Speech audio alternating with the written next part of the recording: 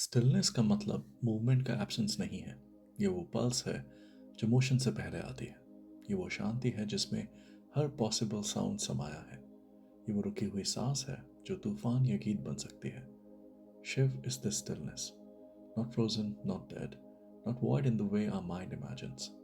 वो हर भूकंप के नीचे की स्थिर जमीन है, हर धड़कन के बीच का विराम है। वो खालीपन है जो इतना भरा है कि हमारे बेचैन मन को डरा देता है। और दूसरी तरफ है शक्ति। शी इज मोशन, सिर्फ शारीरिक मूवमेंट नहीं बल्कि विचारों का कंपन, इच्छाओं की झिलमिलाहट। She is the dance that makes the stillness visible. वो ज्वाला जो अग्नि के अस्तित्व को प्रूव करती है।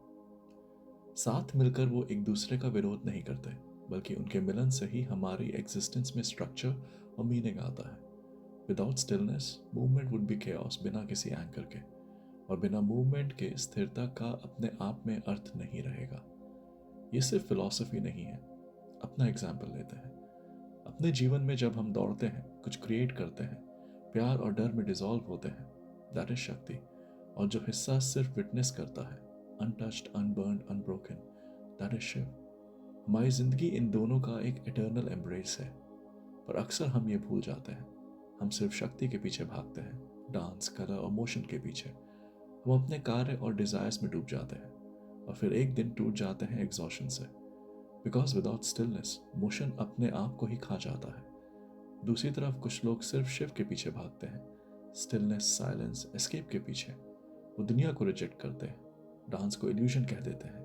पर मोशन के बिना स्टिलनेस बंजर है, एक फ्रोजन लेक की तरह, सुंदर पर लाइफलेस। मेरे हिसाब से यहाँ उनके बीच में चूज करना जरूरी नहीं है, बल्कि जरूरी है उनके यूनियन को देखना।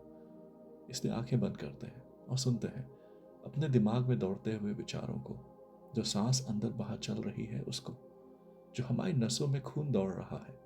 यह है शक्ति। और जो इस सब को स्थिरता से देख रहा है, that is Shiva. Do you see how inseparable they are?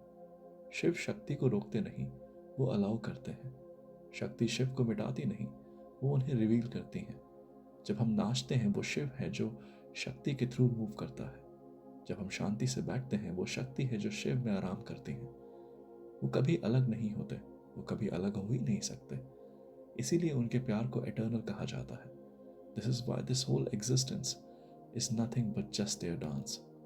Her sunrise, हर स्टॉर्म, हर कोलैप्स, हर बर्थ, ये सब स्टिलनेस और मोशन की कोरियोग्राफी है। हम भी इस डांस का एक हिस्सा हैं। हम जितना रेजिस्ट करते हैं उतना ही रिदम से गिर जाते हैं, और जितना सरेंडर करते हैं उतना ही ये डांस हमें आगे ले जाता है। और फिर जब हम इस डांस को वैसे देखते हैं जैसा वो है, हमें समझ आता है कि स्टिलनेस और मोशन कभी दो थे ही नहीं। शिव और शक्ति, स्टिलनेस और मोशन, वो एटर्नल रिदम जिसका ना शुरुआत है और ना ही अंत। राधे राधे।